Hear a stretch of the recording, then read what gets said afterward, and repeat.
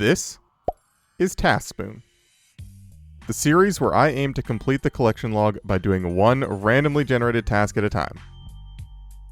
After completing the medium tier, I'm ready to attempt some of the longest and hardest challenges yet as I move on to the hard tier. Welcome to Season 3 of TaskSpoon.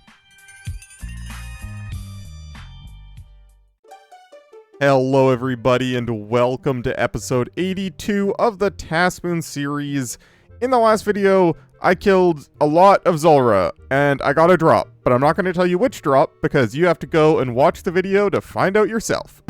We ended by rolling a task to get 2 new uniques from the Hallowed Sepulchre, and that means I have to do a few quests in order to actually unlock it, including Vampire Slayer, A Taste of Hope, and Sins of the Father. So I'm going to start with the easiest of the bunch, Vampire Slayer. I don't know how I haven't completed this quest, but apparently I haven't, so I'm going to do that real quick first, and then we'll move on to the fun stuff.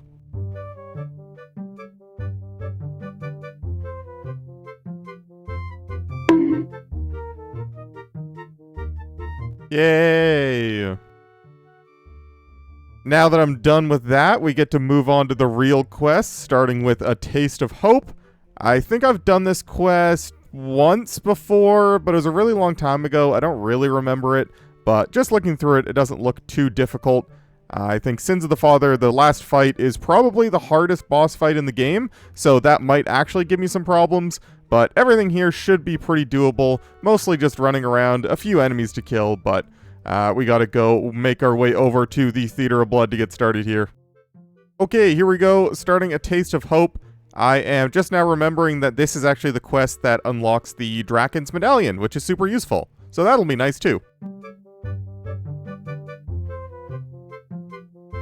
Having the Mauritania Legs 3 is actually really nice for this quest, because you have to go up to like the northern side of Myrditch to go to the hideout, and then come back here, and then I think you have to go back there later. Having the infinite teleports to Bergderot is actually really nice. That was weird. Watching that cutscene refilled my run energy. Thank you, game. Now, it says prepare for a fight and then return to the Myrditch base, but what if I do no preparations and instead just go in there anyway?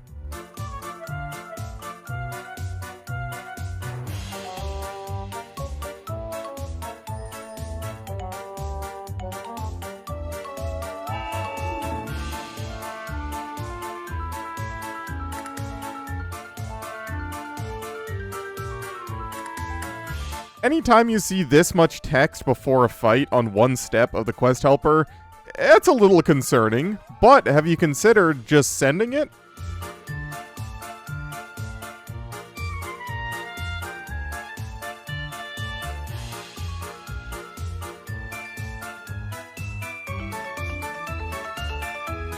Easy. Alright, this should be it, the end of the quest. I get the medallion, and I should get some experience, and apparently there is a cutscene. Wow, what a riveting cutscene. But we're done! Yay! This Tome of Experience is going on, you guessed it, Herblore. I think there's 3 of them, maybe? A nice 7,500 Herblore XP for me there.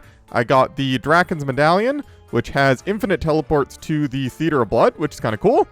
And we can go do Sins of the Father, hopefully.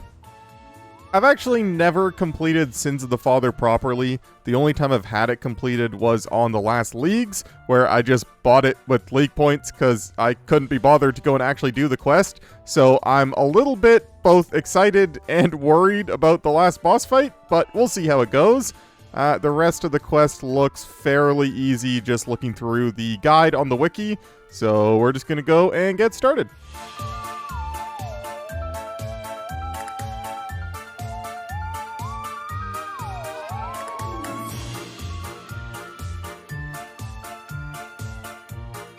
Oh, we are fighting now. Okay, cool.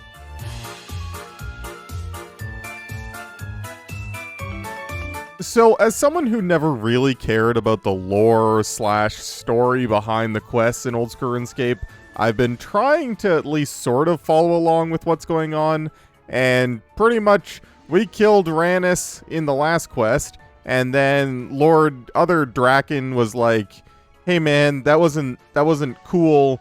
Now I'm mad, and now we have to kill him. Is that about right?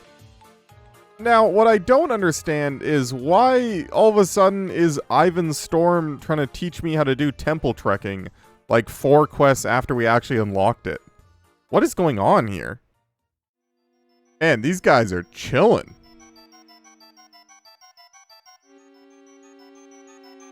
I'm actually a little bit disappointed, because I actually enjoy doing these puzzles. I forget the name of them, but the ones where you have to add the rows and the columns to equal the value shown on the side. Now, obviously, RuneLite is just telling me which ones to highlight, and that makes it super easy, but doing those puzzles is actually kind of fun. Every time I hear the name of this quest, Sins of the Father, I think of that one meme that's like, "Forgive me, Father, for I have sinned," and "Sorry, Daddy, I've been naughty" are the same sentence with different meanings. That's all. I just wanted to tell you guys about that.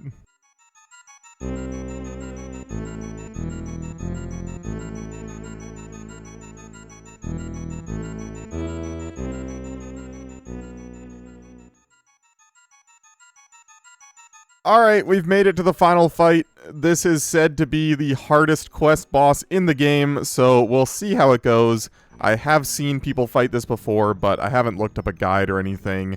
I know that he will summon some stuff that you have to hit with a dart. Otherwise, if it reaches you, it'll explode, sort of like the Vorkath Crumble Undead guy.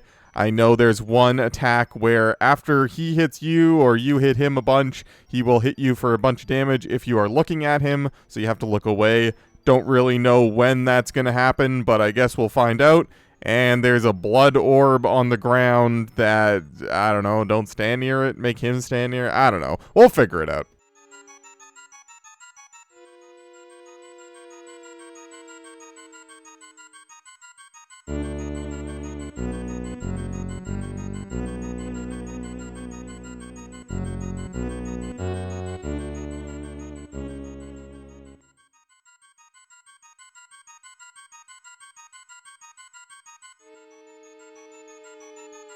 What?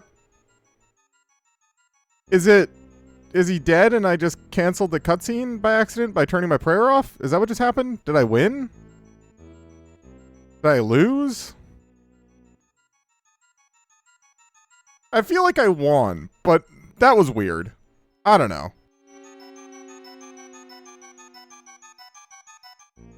Okay, I did it. The end was kind of weird, but it's done. Cool. There are a lot of really cool quest rewards from Sins of the Father. Some that will be useful a lot later down the line, some that are useful right now. But most importantly, I get a Tome of Experience that I can use on Herblore, and it gives me 15,000 Herblore experience, and I can use this 6 times. I don't know why they decided to do this for me, but thank you for the 90,000 Herblore experience, Jagex. It is very much appreciated. Also, apparently that was 1950 total, so that's kind of cool. 50 levels to go till 2K, and I just passed 100 million total XP. Also kind of cool. And by just, I mean a while ago. I didn't notice. It was a long time ago. Never mind. I already walked inside, but then I realized it'd be cool to get like a cinematic shot of me walking in. So just like pretend this is the first time I'm walking in here. Ooh.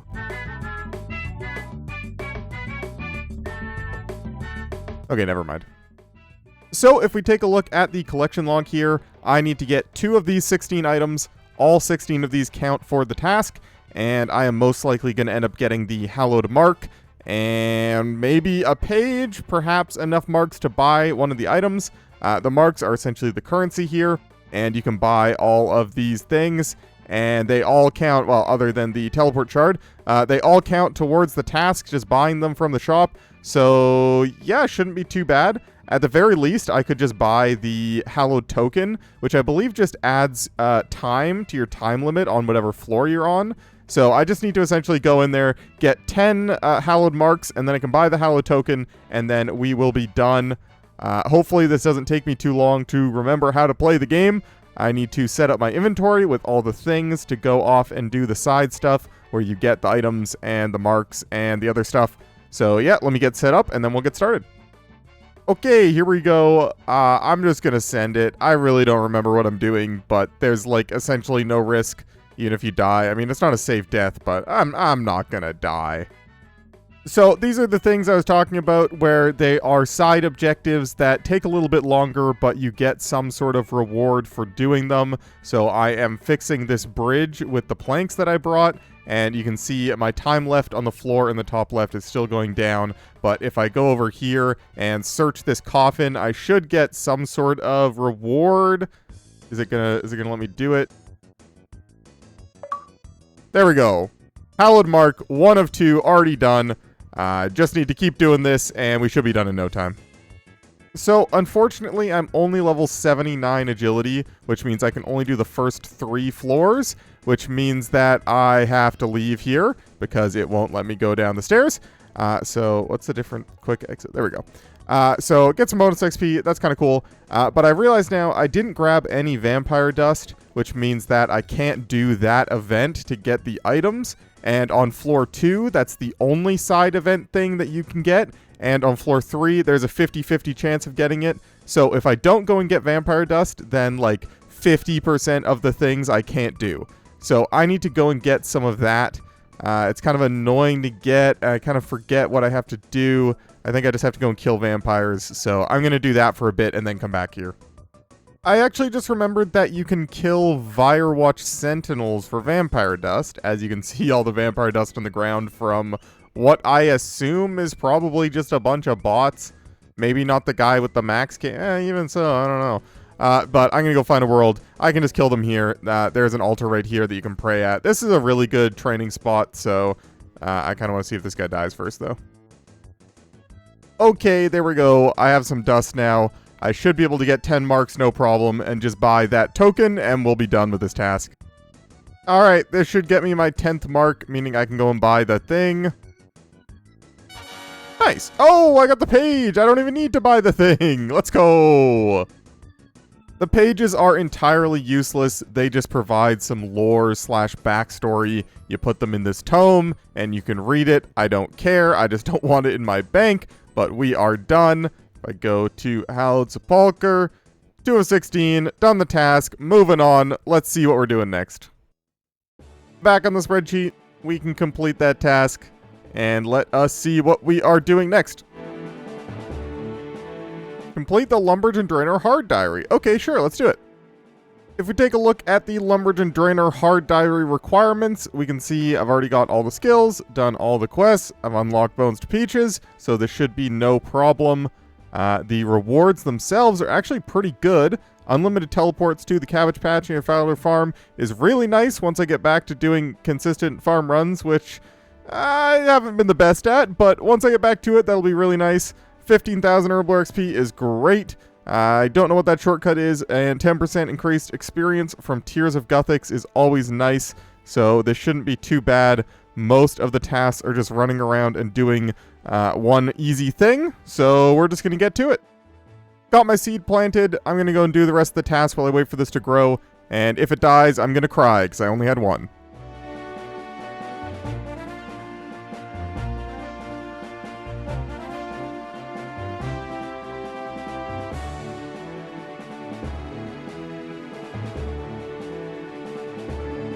I don't know why, but my recorder was like lagging or something, so the beginning of each of the clips I just tried to record was kind of cut off, but we're just going to pretend that didn't happen.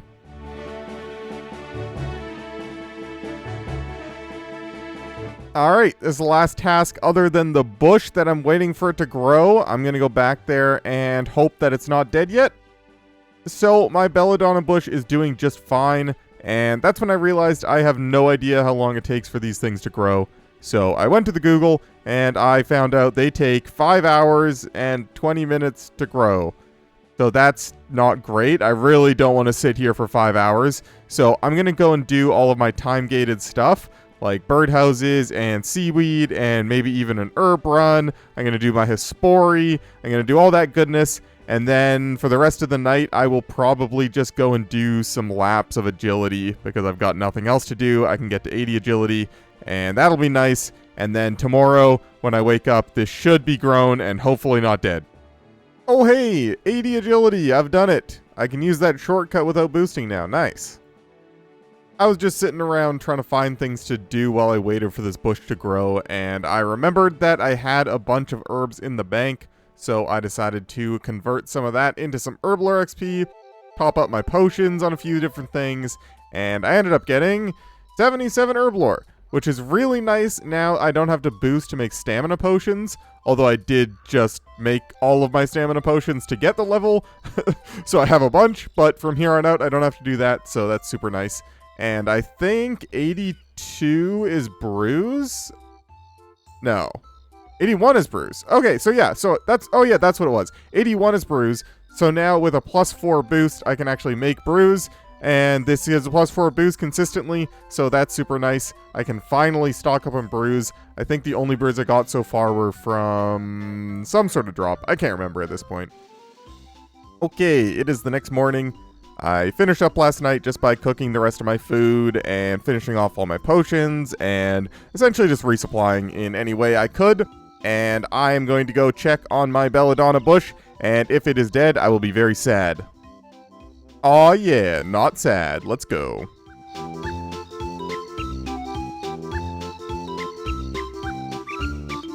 So all we gotta do, talk to this guy, get our rewards.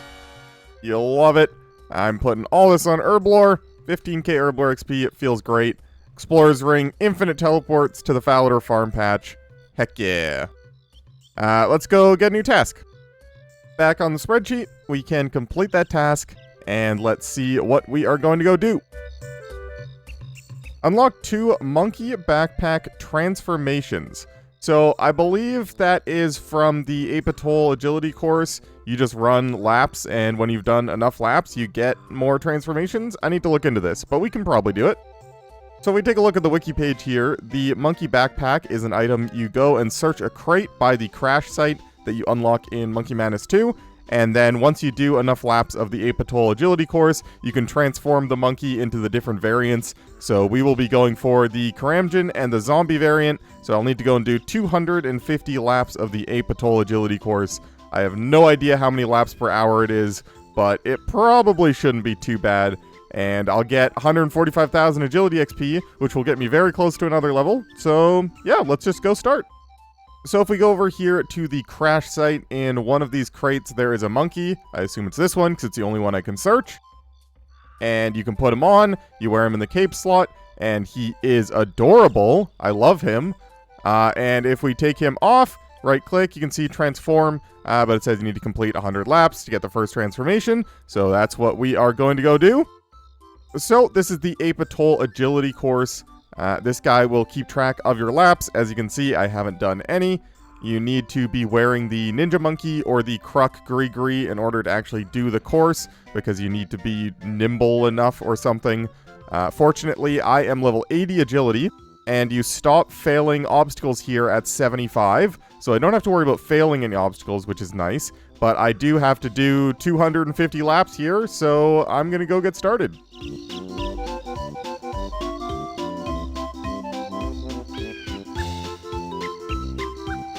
Previously, like in the last task where I was waiting for my bush to grow, and just ignore how that sounds, I would be doing laps at the Prifddinas course just to kill the time. I don't know really why, just because I guess, you know, I get some crystal shards, the XP per hour is pretty good, it's easy to get to with my teleport crystal, etc. But I think from now on I might actually swap to the Apatol agility course, simply because the last transformation, you need 2,000 laps, which is a lot of laps. You can see here, it says I'm getting 90 laps per hour. I think that might be a bit high. It's no, it's probably close to 90 laps per hour, but if I need to do 2,000 of them, that could take a while. So if I can just work on doing some of those while I'm passively waiting for other stuff, then that'll be nice. And it's decent XP per hour. It says you can get up to like 55,000 XP per hour, which is definitely less than the Prifddinas course. But at this point, I would rather save the future time doing these tasks than the higher XP per hour. So yeah, I might be spending a lot of time here. I actually didn't know this, but before completing Monkey Madness 2, even though you can access the Ape Atoll Agility course, this guy, Babawu, isn't actually here, so he doesn't track your laps, and therefore you don't get any progress towards the next transformation. So even though technically I could have gone here sooner, until I actually got that task to do Monkey Madness 2, I couldn't have worked towards the transformations. So now that I can, I think that is going to be the play, just to save time in the long run. Now, unfortunately, I don't think you can do, because you can't cast spells when you're in monkey form, so you can't do any alching while doing agility. So if I want to do some alching as well, I'll have to go somewhere else. But like I said, if I ever have just straight time to kill, this is probably going to be where I do it. And the last thing I wanted to mention before I just skip to the end of the task for you guys, as you can see here, you do actually lose run energy pretty quickly here. I don't know exactly why. I have my graceful on underneath all this. Oh, technically I'm wearing cooking gauntlets, so that probably doesn't help. But the inventory isn't random. I have these specific items in my inventory so that I can teleport to my house, refill my run energy, take the Salve Graveyard Portal to the Fairy Ring, and then take the Fairy Ring back to the Ape Atoll Agility course. Now, I'm going to have to make a quick pit stop here to replace my cooking gauntlets, because I forgot I was wearing those, so that should help a little bit, having the full graceful set actually on. But there is a Fairy Ring in the middle of the Ape Atoll Agility course for some reason. Now, unfortunately, you can't just teleport to the Fairy Ring and then do the last part and get credit for full laps. That'd be kind of cool if you could, and I bet there'd be some really cool, super efficient method of doing that. But instead, you just go to the middle of the course, and you're essentially just back here quickly. It's just a nice way to refill your run energy and get back to doing laps quickly. So, yeah, that's why I have House Teleports and the Lunar Staff in my inventory. Just wanted to mention that. The other option is I could bring some stamina potions here, and I would never have to teleport out, so the laps per hour would be a little bit higher, but I think that just feels like a waste to me. Stamina potions are just so valuable in an Iron Man, having to get all the stuff yourself, that using them for Ape Atoll Agility course laps just doesn't feel worth it. I decided that it was time for me to just buy another Superior Garden so I can build a Fairy Ring in my house. It is slightly faster than going to the Salve Graveyard Portal, but for a situation like this, it'll be really nice. I can restore my run energy at the pool, and then go run over to the Fairy Ring to go back to Ape Atoll. So I took a quick little detour to do that. I also moved the house around a little bit to be a bit more optimal. The only reason I had the portal chamber here was so that the Salve Graveyard Portal was close, so that I could get to a Fairy Ring quickly. But now that the Fairy Ring is right there, these portals I don't really need to go to quickly, so this will let me use the Fairy Ring when I go to my house quickly. I don't know why I'm telling you this, you guys don't care, but this is what the house looks like now.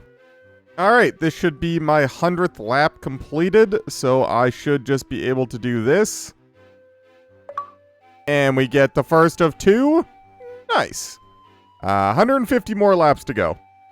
I'm just now realizing this is actually going to be really nice. I have 5 more tasks to get 2 items from the Hallowed Sepulchre, and if I can get to 82 agility, that means I unlock the 4th floor, which is going to greatly increase the speed at which I can get marks, which means I will be able to do those tasks faster. So the more agility experience I get, the better. I'm not quite going to get 81 on this task, but just the fact that I get to work towards that goal while completing a task is always nice.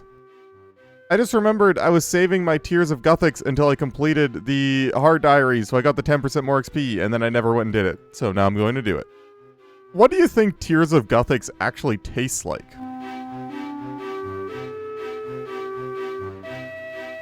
I don't know, but it's yummy. Getting that 70 runecrafting actually puts us at base 70s on the account, which doesn't actually do anything for me, but it's a nice little accomplishment. I don't know, I think it's kind of cool. Oh no, I only have 10 minutes till I get 6 hour logged, but I want to get these 8 laps in. Go! Alright, here we go. A solid, 4 minutes before the 6 hour gamer log. 250 laps. Transform Zombie Monkey. I've done it. Oh, it's so cute. I should walk around with this monkey everywhere, although I don't have bank space for it, but it's so cute. Let's go get a new task. Okay, here we go on the spreadsheet. We can complete that task. Is that going to be 25%? Not quite. And let's see what we're doing next. If it's quick, we'll fit it in at the end of this video, but if it's longer, probably going to be for next video. Get 2 unique ancient pages. Alright, that'll be quick. Nice. Now, collecting ancient pages is by no means interesting, but I do have to do it eventually, so still need 10 left. I will be getting some dupes, but it shouldn't be too bad. I'm going to go get geared up and go and start losing aggro. Okay, made it to the ancient cavern. I gotta lose threat so that the water fiends don't attack me while I'm looting the skeleton, so I will be back in 9 minutes and 4 seconds. Okay, aggro lost. Let's go search some skeletons and hope for some pages, and even more importantly, hope for no dupes. That was literally the first skeleton that I searched. Nice. One more.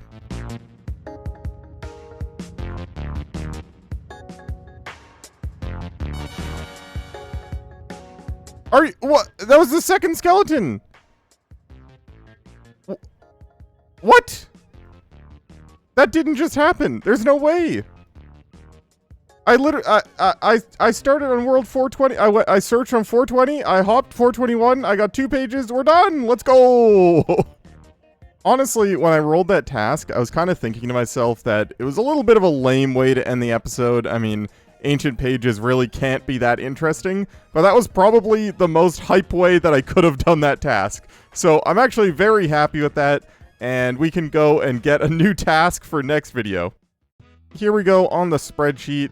Complete that task. Will that be 25%? Heck yeah, it will be 25% of the way through the hard tier. That is very nice to see.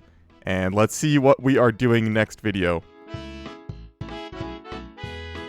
Get a Pharaoh Scepter. Okay, yeah, wait a minute. This could be good. I just got a Serp Helm. Nice. The Pharaoh Scepter is actually a very interesting task to get. Okay, Captain Arev, can you relax? Thank you. I'm trying to record here. Before I was so rudely interrupted, I was saying the Pharaoh Scepter is a very interesting task to get right now. I will actually end up needing 2 of them for the account. I'll need 1 to upgrade the altar in my house, and I need 1 for a master clue step and just for general use. So getting 1 now is going to be great. I don't quite have the construction level to be able to upgrade yet. I need 1 more level, I think, for the invisible +3 from the saw, and then a +5 from spicy stew to get to 90. And I am pretty close to being able to do that. So getting a Pharaoh Scepter now is actually great. Now, actually obtaining it could take a little while, and I'm a little bit nervous for that. But as I just mentioned, I now have a Serp Helm, which means I am immune to poison while I'm doing Pyramid Plunder, which is going to be really nice. And I'm excited for it. I'm really happy to get the task earlier rather than later, because getting an occult altar in my house is going to be very nice for any future Slayer grinds. So yeah, I'm pretty excited for this. For now, though, I'm going to end the episode here. Thank you guys for watching. If you enjoyed it, be sure to hit the like button for me, because that really helps me out with the YouTube algorithm. And while you're down there, make sure you're subscribed so you don't miss out on the next episode. But that's it from me. I will see you guys in the next video. And a big thank you to all of my channel members, but especially big shout out to Alchemist BTW, Jack Staumer, and Zach Martin for the Tier 3 Big Spoon channel memberships. Really appreciate it, guys. Thank you.